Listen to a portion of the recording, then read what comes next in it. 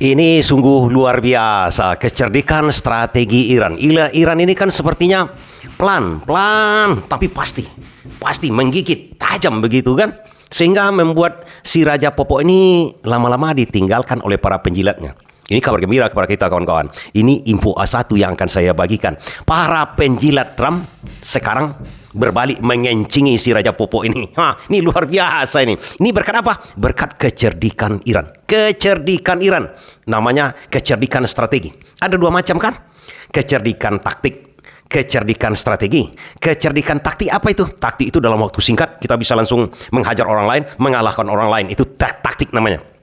Tapi kalau strategi itu jangka lama, dan kalau strategi ini tingkat keberhasilan namanya sangat tinggi, jarang yang gagal begitu kan. Dan sekarang kawan-kawan, saya akan bagikan bagaimana strategi dari Iran yang membuat si Trump ini kalang kabut sekarang.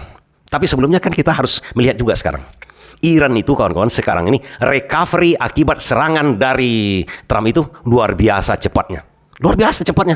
Ini info A1. Boleh kawan-kawan lihat ke sana. Atau tengok aja YouTuber-YouTuber yang mengupload di Iran. Cepat sekali recovery-nya. Gedung-gedungnya cepat didirikan. Kemudian seluruh jembatan-jembatan yang sudah dihancurkan Amerika sudah berdiri kembali. Walaupun dalam keadaan darurat. Yang penting bisa dilewati. Bisa fungsional. Kemudian produksi drone-nya meningkat drastis 10-20 kali lipat dari biasa. Kenapa bisa begitu? Kan itu pertanyaan kita. Bukan buktinya kita lihat, buktinya Iran tambah siap sekarang. Rudal-rudal barunya sudah banyak sekarang ini kan. Kenapa? Harus kita ketahui dulu. Yang kita ingin kita ketahui kenapa? Akan begitu kata kawan-kawan.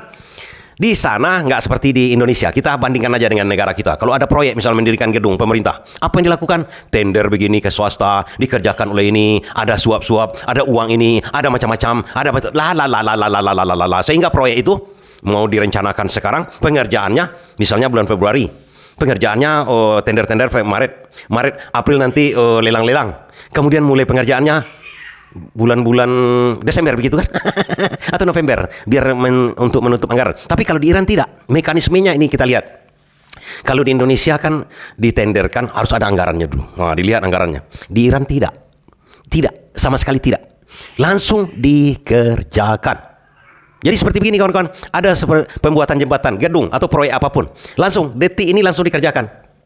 Teknisinya ada, semua ahlinya ada, biayanya ada. Kok bisa begitu? Nah, harus kita telusuri dulu.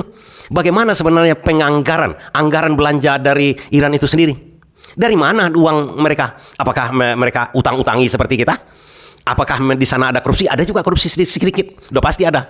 Tapi bagaimana caranya? Nah, kita ketahui kontur namanya, postur APBN, postur dari keuangan dari Iran. Dari mana sumber dananya mereka? Sumber dananya mereka itu dari hasil bumi.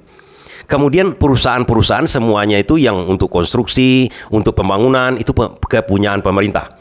Yang bekerja, yang melakukan di situ adalah ASN semuanya. Jadi tidak perlu tender-tender, langsung diperintahkan oleh Mencaba atau presidennya bangun itu. Sekarang juga, detik ini juga bahan-bahannya sudah tersedia. Dari mana bahan-bahannya? Dari perusahaan-perusahaan negara juga. Jadi tidak perlu dibeli, angkut ke sana, kebutuhan ke sana, masukkan situ, besi, semen, semuanya kan punya negara. Mereka tidak ada hitung-hitungan lagi. Berapa kebutuhan diambil dari sana, dari perusahaan negara. Coba bayangkan kita ini pribadi, kita mempunyai perusahaan semen, batu, besi.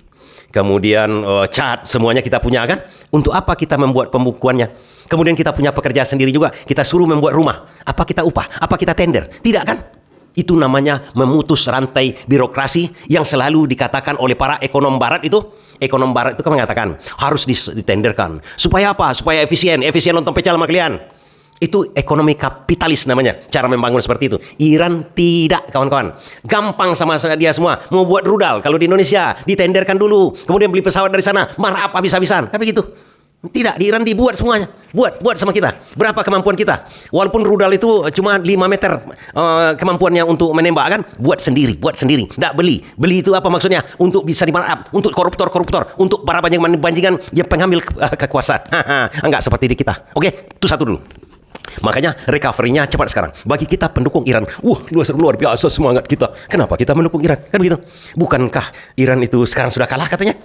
Di mana letak kalahnya? Dia menguasai Selat Hormuz. Siapa penguasa Selat Hormuz dan sebentar lagi penguasa Timur Tengah, itulah yang menang. Sangat sederhana kita kawan-kawan. Apalagi dia akan menjalankan sistem ekonominya secara Islam. Kenapa sistem ekonomi secara Islam yang paling dipentingkan dulu? Apakah pemerintahannya secara Islam tidak kita dukung? Kita dukung juga, kawan-kawan. Kita ini aneh. Ini kita semua, negara kita ini aneh. 80% lebih kita penganut Islam. Tapi negara kita ini tidak melakukan yang namanya. Kita tidak perlu misalnya kan membuat negara kita ini Indonesia negara Islam. Tidak, bukan itu maksudnya. Menjalankan undang-undang sesuai dengan cara Islam. Undang-undang kita itu nuansa Islamnya besar sekali dalam masalah ekonomi. Besar sekali, kawan-kawan. Kepemimpinan, konstitusi kita 1945 itu kalau kita telusuri yang azas tunggalnya sebenarnya Pancasila, itu sebenarnya azas-azas Islam itu semuanya. Yang kita laksanakannya tidak. Kan aneh kita ini. Kita buat bank riba. Bank riba itu tidak sesuai dengan keadilan sosial bagi seluruh orang Indonesia. Di mana? Di mana keadilan sosialnya? Orang yang dipinjamkan itu diporoti habis-habisan. Yang dikayakan adalah pemilik bank. Kemudian ada bank negara ini tidak pula store uangnya ke negara lagi. Di store ke Danantara buat lagi sendiri-sendiri. Nah, ini masalah ekonomi, kawan-kawan. Itu tidak boleh. Dalam Islam itu sudah dikatakan di undang-undang dasar kita ini, undang-undang konstitusi kita ini, sesuai jiwanya itu jiwa Islam itu sebenarnya. Seperti yang saya katakan itu. Undang-undang pasal 33 mengenai ekonomi Indonesia ini, bahwa seluruh sumber daya alam di Indonesia ini harus dikuasai oleh negara untuk apa? Untuk kemaslahatan rakyat. Kira-kira seperti itu. Dalam Islam, kawan-kawan, sumber daya alam itu harus dikuasai negara, diambil hasilnya oleh negara. Tidak boleh dikuasai oleh pribadi-pribadi. Termasuk padang rumput katanya. Padang rumput itu apa? Kalau kita contohkan di sini, sawit yang besar-besar, konsesi yang besar-besar itu tidak boleh dikuasakan oleh perusahaan-perusahaan. Tidak boleh diusahakan oleh perusahaan-perusahaan yang seharusnya dikuasai oleh negara. Dalam Islam juga begitu. Sama dengan undang-undang pasal 33 ini. Dan kenapa Iran itu cepat bisa merecovery negaranya? Gampang, karena pekerjaannya, karena rakyat tidak ada menganggur. Tinggal disuruh kerja di sana kan, dikasih upah yang layak. Kan sangat sederhana, kawan-kawan. Memang betul-betul. Kalau kita sudah memang kagum dari awal, bukan dari sekarang aja sebenarnya. Kalau orang yang pintar-pintar kan kagumnya dari dulu-dulu tuh. Sejak Iran mengerjai Amerika tahun 1979 kan, bagaimana 52 orang sandera Amerika di situ itu tidak bisa dibebaskan satu pun oleh Amerika. Berkali-kali serangan di pembebasan sandera itu gagal total. Bahkan diakui cuma 2 kali katanya pembebasan sandera. Padahal berkali-kali, berpuluh-puluh kali. Biasalah si Trump ini Raja Hoa kan, si Raja Popo ini Raja Hoa. Dulunya mereka begitu juga. Tukang gadang serawa katanya kan. Apa tuh gadang serawa? Gadang ota. Gadang ota tahu, kawan-kawan, pencipta Hoa paling hebat di dunia ini. Itulah bangsa Amerika itu. Saya katakan bangsa Amerika itu aja. Sudah gagal berkali-kali mengatakan mereka itu menang juga. Padahal sandera itu dibebaskan pada waktu itu, kawan-kawan mungkin tahu sejarahnya. Shahreza Pahlavi itu kan digulingkan oleh mahasiswa yang pintar-pintar di Iran itu. Digulingkan, lari dia ke Amerika. Lari ke Amerika. Ada 52 orang diplomat Amerika di situ. Ada 100-an orang kalau nggak salah saya itu. Wanita dan anak-anak kan Ayatollah Khomeini ini nggak mau dia. Anak-anak dengan wanita yang sakit-sakit, yang rentah-rentah, yang ada ketergantungan misalnya pengobatan, sakit jantung, sakit ginjal, dipulangkannya. Pulanglah kalian. Kalian tidak boleh kami sandra. Yang 52 orang ini disandra oleh Iran pada waktu itu.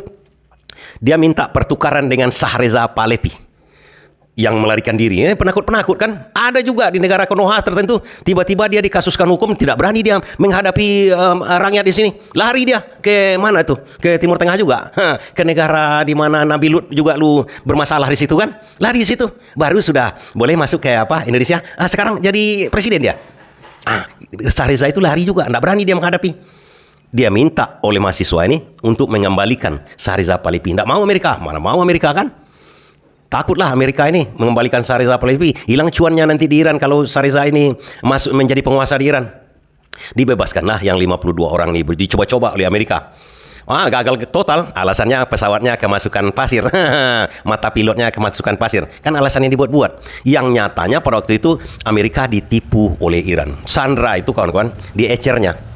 Satu di sini di Teheran, satu lagi di mana-mana gitu, di padang pasir. Sandra itu 52 orang. Bagaimana Amerika mau membebaskannya? 52 tempat sandra itu ditaruh oleh Iran.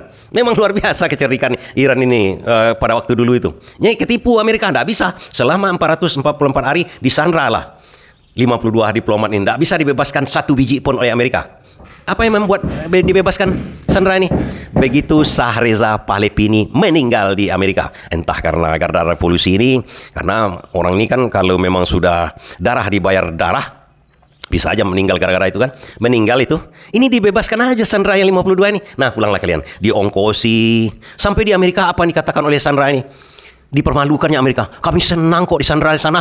Kebutuhan kami dilengkapi, gizi kami boleh berolahraga, boleh beribadah. Hah, luar biasa. Gizi cukup, nggak seperti sandera Israel. Israel ditangkap orang, diperkosa, diapain. Enggak, ini negara bermartabat. Negara yang pintar, pasti negara yang bermartabat. Negara yang bodoh, negara yang lateung lah kira-kira.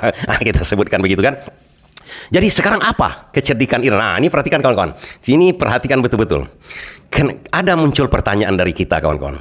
Uni Emirat Arab pada waktu Israel dan Amerika itu menyerang Iran, kenapa tidak diserang oleh Iran istana kerajaan Uni Emirat Arab itu? Banyak itu istananya. Emir-emir itu, Uni Emirat Arab itu kan berbagai tempat itu. Berbagai emir itu bersatu mereka, berbagai raja-raja kecil lah begitu kan. Ada istana-istananya. Kenapa tidak itu yang diserang oleh Iran kemarin? Padahal sudah terdeteksi sekarang mereka itu juga menyerang Iran, ikut menyerang Iran pada waktu Amerika menyerang Iran kemarin bersama Israel. Rupanya mereka ikut-ikutan. Kenapa cuma pangkalan Amerika? Kenapa cuma hotel-hotel yang ditempati oleh tentara Amerika yang diserang oleh Iran? Begitu juga di Kuwait misalnya. Kemarin-kemarin itu pangkalan-pangkalan Amerika yang diserang oleh, ini perang sebelumnya, diserang oleh Iran. Begitu juga di Arab Saudi kan, yang diserang cuma pangkalan-pangkalan Amerika di Arab Saudi. Dia tidak singgung ini. Orang-orang rakyat Arab Saudi, rakyat Uni Emirat Arab, rakyat Qatar dan lain-lainnya, atau rakyatnya tidak disinggung. Bahkan istananya pun tidak disinggung. Kenapa? Rupanya ini ada semacam misi besar dari Iran ini. Misi besar apa? Dia akan pimpin Timur Tengah nantinya. Kenapa begitu? Nah, sekarang dia mulai diplomasi nih. Di Qatar kan ada 25 miliar dolar yang diblok oleh Qatar atas perintah dari Amerika. Jadi dana Iran itu kerjasama kemarin dengan Qatar dalam masalah ekonomi. Kemudian pecah perang ini diblok itu 25 miliar dolar. Itu luar biasa kawan-kawan. 25 miliar dolar itu sekitar mungkin 10 kali APBN kita lah. Kira-kira sebesar itu. Diblok, tidak bisa dikeluarkan, tidak bisa dibelanjakan oleh Iran. Oleh Qatar atas perintah Amerika. Oke? Di Qatar kemarin dia kan tidak menyerang istana Qatar gitu kan, karena itu kerajaan-kerajaannya semua itu kan tidak diserang dia. Inilah tujuan dia rupanya. Sekarang Qatar sudah main mata dengan Iran. Dia katakan 25 miliar dolar, segan kita kawan. 25 miliar dolar saya kan masih ada hubungan dengan Amerika. Oke lah. Kalau begitu 5 miliar dolar udah cair sekarang. Tenang dulu ya. Saya selesaikan ini dulu. Pokoknya kita berteman. Kata Qatar. Itu satu. Kedua, Oman selama ini kan tidak ikut-ikut. Sebetulnya Oman itu kan adalah negara yang dianggap netral. Kemarin itu ada juga rencana perundingan di Oman seperti di Pakistan kan. Tapi apa yang sekarang? Iran dengan kecerdikannya dia bagi biaya untuk Selat Hormuz dengan Oman. Akhirnya si Trump terkencing-kencing ngancam Oman. Ngancam Oman mau membumi hanguskan Oman katanya. Orang Oman ini pintar-pintar juga. Sedangkan Iran dari kemarin-kemarin mau dinuklir, mau diratakan di zaman batu, tak terjadi. Sekarang memangnya kami percaya dengan kalian si Trump, si Raja Popo, kata Oman ini kan dekat dengan Iran. Ada kecerdikan yang menular ke sana kan. Santai aja dia. Santai dia. Kemudian yang terakhir apa yang dikatakan oleh Iran? Yang dilakukan oleh Iran. Iran sudah peringatkan kemarin kepada negara-negara Teluk. Sekarang itu Arab sudah mulai berbalik. Saudi Arabia sudah di tengah-tengah dia. Dia sudah tidak pro ke Amerika lagi kawan-kawan dalam segi politik. Kita lihat diplomatik. Dan ini berhasil Iran. Sebenarnya Iran kan tahu yang menghasut Trump untuk menyerang Iran itu Muhammad bin Salman, rajanya Arab sekarang itu. Ada 2 miliar dolar digelontorkannya untuk perusahaan menantu si Trump. Luar biasa ini.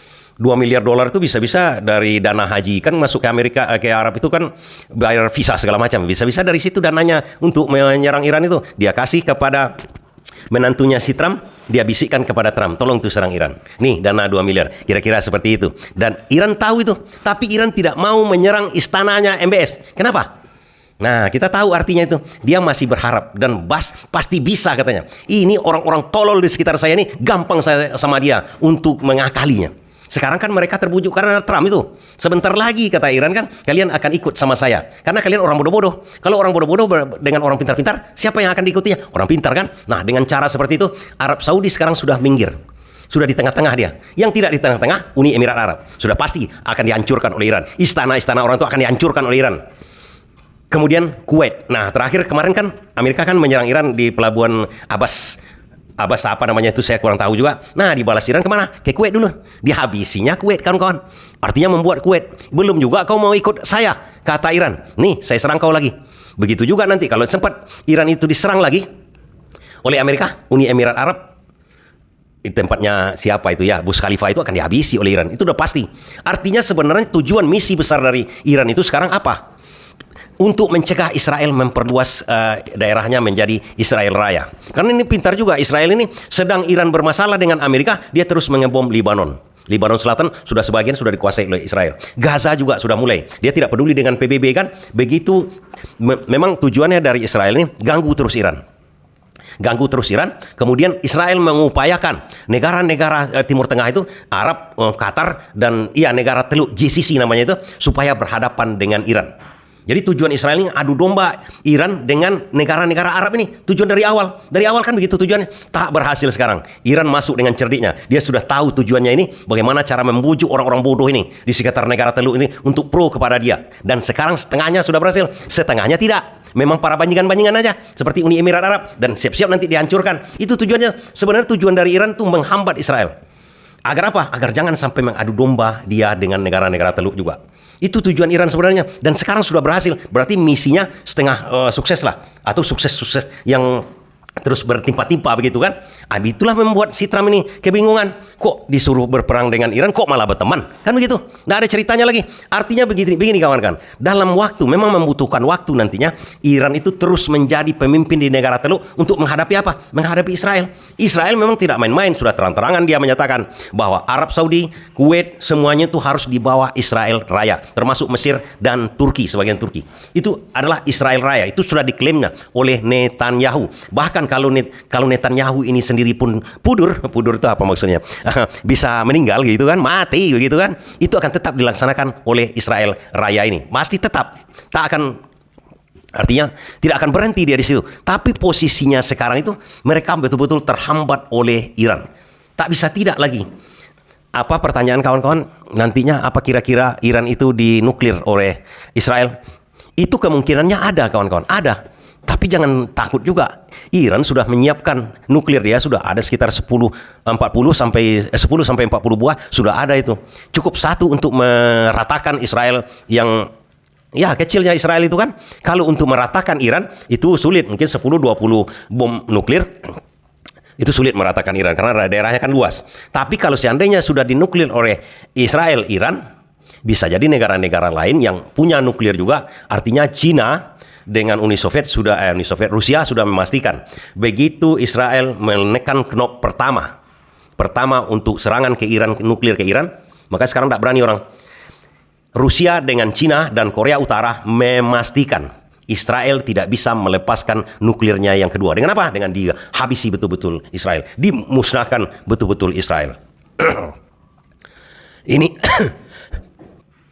Ini betul-betul dikuasai oleh Iran. Silakanlah kalau mau, mungkin Iran seperti biasa diterimanya aja satu nuklir kan, tak heran misalnya habis. Tapi untuk yang kedua, knop kedua, karena begini kawan-kawan, dalam nuklir itu gelombang semuanya itu sudah diketahui oleh negara. Seluruh negara yang punya nuklir sudah mengetahui siapa ini yang melepaskan nuklir di menit-menit pertama dia lepaskan itu. Nah, negara lain akan memastikan negara yang pertama melepaskan nuklir, untuk satu nuklir, dia tidak dipastikan tidak bisa melepaskan nuklir yang kedua. Bahkan Amerika sendiri pun akan menghabisi Israel kalau dia berani melepaskan nuklir ke Iran. Begitu juga Amerika kalau berani menuklir Iran, Rusia dan Cina memastikan Amerika tidak bisa lagi menekan knop kedua untuk nuklir itu. Akan dihabisi. Itu tidak ada cerita. Itu protokol kiamat namanya kawan-kawan. Memang harus dipastikan begitu. Kalau tidak nanti ada 40.000 kepala nuklir di dunia ini. Itu akan berterbangan, dunia ini bisa hancur. Untuk mencegah kehancuran, biarlah Amerika aja yang hancur atau Israel aja yang hancur, asal negara lain masih aman. Itu protokol kiamat yang ada itu. Iran mengetahui pasti hal itu. Makanya Iran kan mengatakan dia tidak punya nuklir, dia tidak punya apa. Padahal dia sudah punya. Dia tidak mau melepaskan yang pertama. Seperti serangan dari Amerika itu. Kalau sudah melepaskan yang pertama, itu akan menjadi musuh seluruh dunia. Artinya sekarang misi dari Iran ini pelan tapi pasti. Pasti seluruh negara-negara Arab itu akan takluk kepada Iran. Oman sekarang sudah. Irak kan sudah. Arab sudah mencele-mencele. Kuwait karena tidak mau juga aku habisi katanya. Uni Emirat kalau tidak mau ikut aku, kalian kecil, kalian sedikitnya, aku habisi juga katanya kan. Pelan tapi pasti kawan-kawan. Ini akan menghambat Israel untuk sementara. Nah, berikutnya akan saya coba bagikan lagi Yang kita yang semangat-semangat aja. Ya memang semangat. Karena kenapa? Karena Iran benar ini kita dukung, ya sekalian pahala sama kita kan. Sebagai orang Islam kita mendoakan saudara-saudara kita, walaupun kita tidak bisa membantu dengan apa-apa, walaupun pemerintah kita ini tidak pro kepada Iran, pro kepada para banjingan-banjingan penjahat perang ini, para pembunuh ini, ke Trump, ya apa boleh buat. Kita sebagai rakyat doakan aja. Doakan juga pemimpin kita ini supaya bertobat lah ya kan. Karena yang akan menghukum pemimpin yang punya kuasa, yang punya power itu hanya satu, Tuhan. Atau bahkan Trump sendiri yang akan menghukumnya nanti. Bisa jadi seperti itu. Kalau sudah berbalik nanti, tinggal krek-krek kan. Kemana-mana kita ini. Artinya di sini kawan-kawan, misi kecerdikan Iran itu betul-betul luar biasa. Ada misi, kemudian tindakan, kemudian pelaksanaan, dan ada hasil kan. Itu namanya bukti kecerdikan. Terima kasih.